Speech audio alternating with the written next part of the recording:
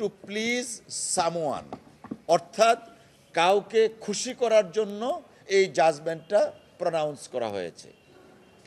কাকে খুশি করবে আপনারা নিশ্চয়ই বুঝতে পেরেছেন।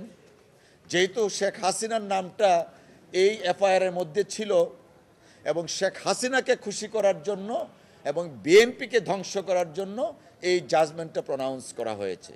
আমরা মহামান্য আদালতে বিনয়ের সাথে সাবমিশন রেখেছি, যেহেতু মিস অ্যাপ্লিকেশন অফ ল এবং যে আইনে মামলা করা হয়েছে এক্সকিউজ মি, সেই আইনের কোনো ইনগ্রিডিয়েন্টস নেই।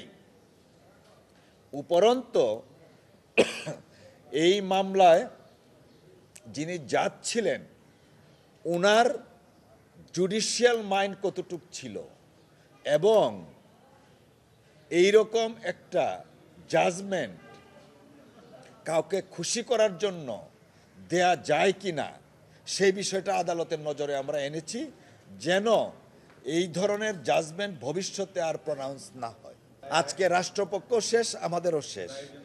আগামী 5 তারিখ রায়ের জন্য দিন ধার্য আছে।